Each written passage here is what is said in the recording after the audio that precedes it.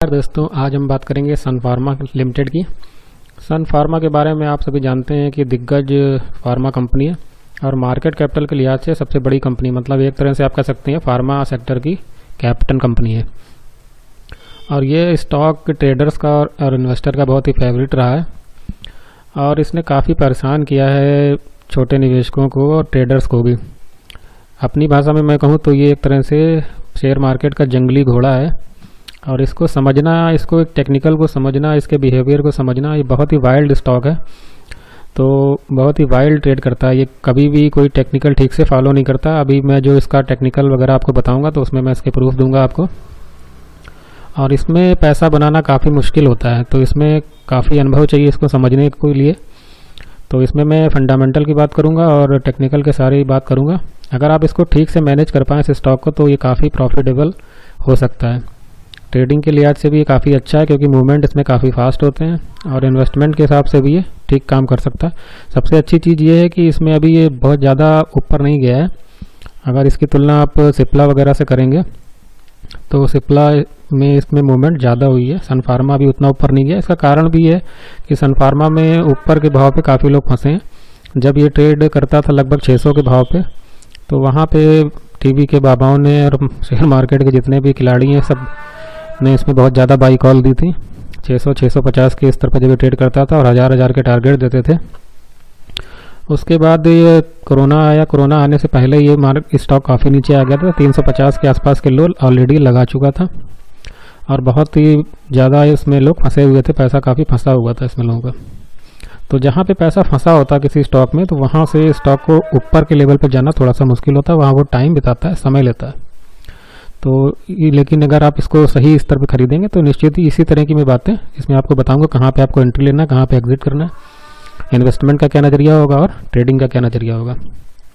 तो साथ में मैं आपको बाज़ार का एक ओवरव्यू दे दूंगा और इससे आपको आसानी होगी ट्रेड लेने में, इस स्टॉक में भी और बाज़ार को भी समझने में, अगर आप नए निवेशक हैं या आप कुछ सीखना चाहते हैं तो पूरा वीडियो ध्यान से देखिएगा। ये 10 मिनट का वीडियो आपके लिए गेम चेंजर साबित हो सकता है अगर स्टॉक मार्केट में आप लंबे समय तक रहना चाहते हैं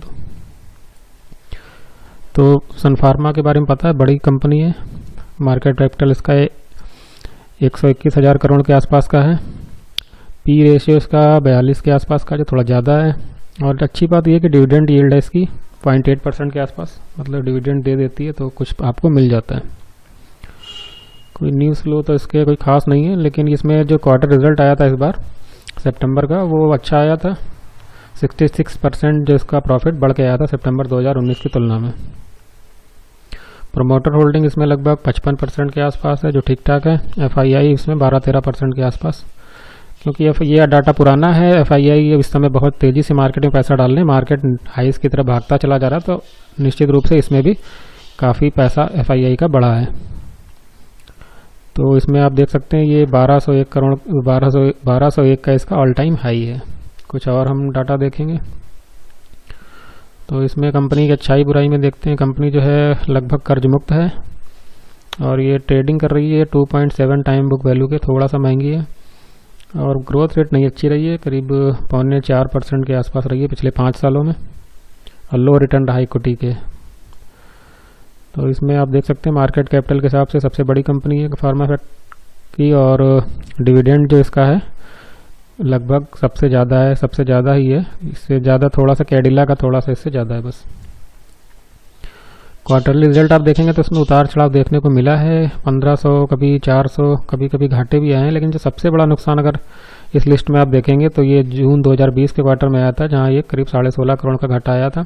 लेकिन इस बार जो सितंबर का क्वार्टर आया इसमें काफ़ी बढ़िया मुनाफा इसने दर्ज किया, जो इन सभी क्वार्टर रिजल्ट में सबसे ज़्यादा है। यहाँ पे गौर करने वाली बात यह है कि मार्च के महीने में जब इस स्टॉक क्रैश किया था 312 के आसपास का लो लगाया था, और 10-12 ट्रेडिंग सेशन के दौरान ही इसे 500 के ऊपर जाके इसने हाई लगा दिए थे लगभग, मतलब 200 रुपये की मूवमेंट दिखा दी थी 15-20 दिनों के अंदर ही। उस समय इसमें ऐसा कोई पॉजिटिव फ्लो ऐसा नहीं खास लग रहा था, रिजल्ट भी ख़राब आ रहे थे। और उसके अगला भी जो यहाँ पे देखिए जून 2020 में ये काफ़ी ख़राब क्वार्टर रिजल्ट गया। लेकिन फार्मा सेक्टर क्योंकि बूम कर रहा था, बाज़ार में मोमेंटम हाई था, फार्मा के लिए माहौल अच्छा था और बड़े खिलाड़ियों की चाहत थी कि ये स्टॉक को ऊपर ले ही जाना है, तो उसको स्टॉक को ऊपर खींच ही ले जा रहे थे। और ये जो घाटा आप देख सकते हैं, इस मुनाफे को अगर आप, ये तो बाद में आया है, ये घाटा जो था इन सभी क्वार्टर्स में सबसे ज़्यादा है। तो इस हिसाब से तो स्टॉक को एकदम बैठ जाना चाहिए था। तो कभी भी स्टॉक का जो भाव होता है उसके कंपनी में कैसे रिजल्ट आ रहे हैं, उसमें घाटा जा रहा है या मुनाफा जा रहा है, इसके आधार पर निर्धारित नहीं होता। ये कंपनी की हालत पे नहीं, बाजार के माहौल और मोमेंटम पे निर्धारित होता है। तो ये बात आपको समझने की ज़रूरत है। बाजार में प्रॉफिट बुकिंग करना भी एक कला है जो आपको धीरे धीरे अनुभव के साथ ही आती है। पहले के लोग जो बड़ी मात्रा में इन्वेस्टेड थे बाजार में, कोरोना की वजह से उनको काफ़ी नुकसान उठाना पड़ा है। हर स्तर पे उनको समस्या आई है क्योंकि बाजार भागता ही चला जा रहा है। जो लोग दोनों तरफ के ट्रेड लेते हैं उनको समझने में बहुत मुश्किल हुई इस बार कि कहाँ पे ट्रेड करना है, क्या करना है, शॉर्ट करना है कि लॉन्ग करना है। बाजार में बाकी मौके हमेशा रहते हैं, चाहे इस समय बाजार कितनी भी हाई हो, लेकिन कुछ अच्छे स्टॉक में हमेशा मौका रहता है आपको पैसा लगाने का, क्योंकि क्रैश मार्केट में 10-15 साल में एक दो बार ही आते हैं।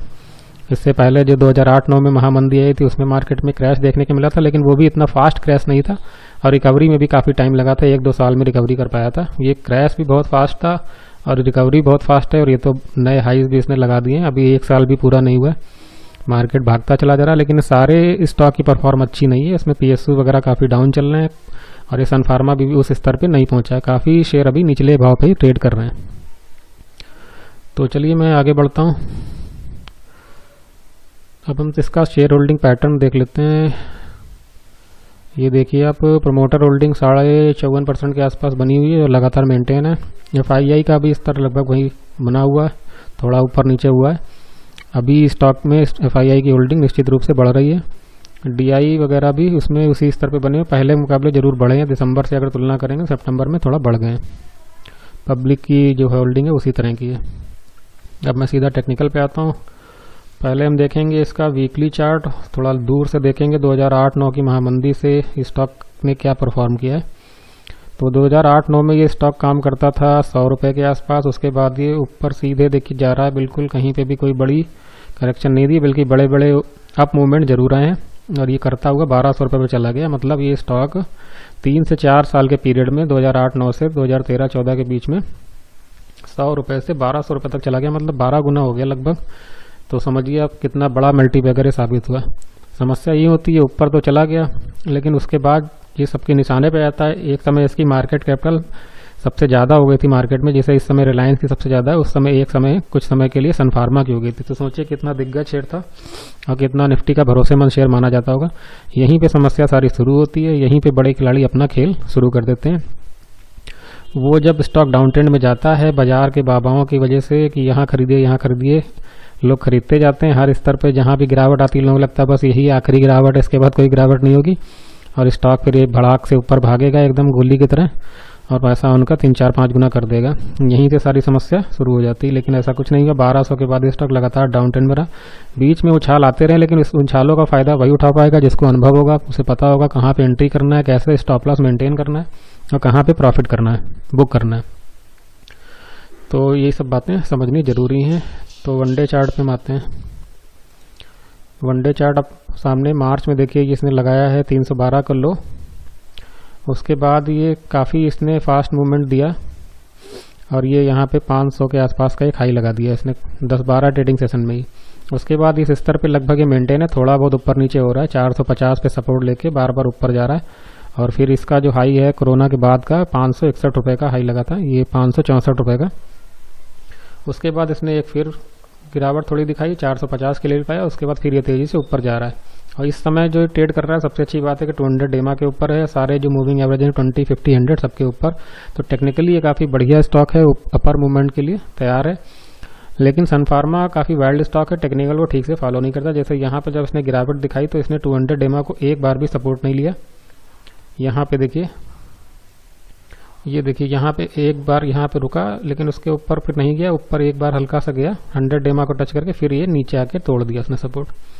आमतौर पे जो बड़े स्टॉक होते हैं जैसे HDFC या HDFC बैंक होगा तो वो 200 डेमा को बहुत ज़्यादा रिस्पेक्ट करते हैं और आमतौर पे उसको नहीं तोड़ते। वो तभी तोड़ते हैं जब वो मार्केट में बहुत बड़ा क्रैश आ जाता है। अगर उस तरह वो स्टॉक भी इस तरह से अगर तोड़ने लगे अपने 200 डेमा को तो मार्केट में बहुत बड़े फाल आएंगे जल्दी जल्दी। लेकिन इसने इसका रिस्पेक्ट नहीं किया, उसके नीचे गया। ऐसा नहीं था कि इसको बड़े खिलाड़ी इसको चाहते थे कि स्टॉक एकदम नीचे खींच के ले जाएंगे, बस वो ये चाहते थे कि जो स्टॉप लॉस लगा के जो लोग काम करते हैं उनका स्टॉप लॉस हिट करवाना था बस, क्योंकि ये 200 डेमा एक बड़ा टेक्निकल इंडिकेटर होता है, यहाँ पे लोग स्टॉप लॉस लगा के रखते हैं इसके आसपास। उन्होंने स्टॉप लॉस को इसके 470-75 के आसपास होगा ये समय, और इसको लाए 450 तक, स्टॉप लॉस हिट करवाया, उसके बाद ये स्टॉक फिर से ऊपर चला गया। इसीलिए मैं कहता हूँ ये बहुत ही वाइल्ड स्टॉक है, इसको समझना बहुत ही मुश्किल है, और उसको ट्रेडिंग करने के भी एक स्पेशल तरीके हैं। तो ये हो गया। इसमें RSI भी देखिए जो अभी है थोड़ा सा ओवरसोल्ड सिचुएशन में है। MACD में जो बाई सिग्नल जनरेट हुआ था वो बना, बीच में एक बार जो बड़ी गिरावट आई थी उसमें एक सेल सिग्नल आया था, लेकिन उसके बाद फिर से बाई सिग्नल बन गया जो अभी मेंटेन है। इसमें हम आते हैं ऑप्शन चार्ट पे। ऑप्शन चार्ट से मिला के इसमें हम अपना ट्रेडिंग के लिहाज से एक टारगेट सेट कर लेते हैं। अगर इसमें आप लंबे समय के निवेशक हैं तो इसमें थोड़ा सा मैं सलाह दूंगा आप गिरावट का इंतजार करें, थोड़ा निचले स्तर पे खरीदें इसको तो ज़्यादा बेहतर रहेगा। जब स्टॉक थोड़ा सा गिरावट दिखाए उसमें आप ऐड कर सकते हैं। यहाँ पे आप छोटी क्वांटिटी में ज़रूर बाई कर सकते हैं, लेकिन आपको धीरे धीरे की इन्वेस्टमेंट करने की रणनीति अपनानी चाहिए, और आराम से धीरे धीरे इसको निचले लेवल पे जितना खरीदेंगे रिस्क वार्ड रेशियो उतना फेवरेबल रहेगा। 2-3 साल का नजरिए रखेंगे तो मुझे उम्मीद है स्टॉक फिर से अपने जो हाई से जहाँ पे ये ट्रेड करता था पहले 2 साल पहले लगभग, उन्हीं स्तर पे आराम से पहुँच जाएगा जो 700-750 के आसपास का बन के आता है। ट्रेडिंग के लिहाज से इसमें हम देख लेते हैं कि हमारे टारगेट और स्टॉप लॉस क्या हो सकते हैं। तो आप देख सकते हैं इसका जो सबसे अच्छा सपोर्ट है ये 11 लाख के करीब शेयर लगे हुए 500 के भाव पे। ये स्टॉक चूंकि थोड़ा सा वाइल्ड है और बहुत बड़ा स्टॉप लॉस तो मैं देना नहीं चाहता हूँ, उसका 200 डेमा तो काफ़ी दूर है, तो स्टॉप लॉस मीडियम सा एक लेके हम चलेंगे 490 का। यहाँ पे स्टॉप लॉस लगा के जो हमारे टारगेट जो फिर खुल के आएंगे ये ऊपर 520 का खुल के आएगा, और दूसरा टारगेट 550 का खुल के आएगा। तो इसमें आपको करना ये है कि इसको स्टॉक को थोड़ा सा नीचे में अगर आप खरीदेंगे स्टॉप लॉस के आसपास जितना आएगा खरीदेंगे वहाँ पे, तो रिस्क रिवार्ड रेशियो आपके लिए फेवरेबल रहेगा। और ऊपर में फिर ये 2 बार आप 2 टारगेट रख सकते हैं 520 और 550, जो कि काफ़ी अच्छा ट्रेड होगा। तो उम्मीद है आज का वीडियो आपको समझ में आ गया होगा, अच्छा लगा होगा। मिलते हैं नेक्स्ट वीडियो में। जय हिंद, जय भारत, नमस्कार।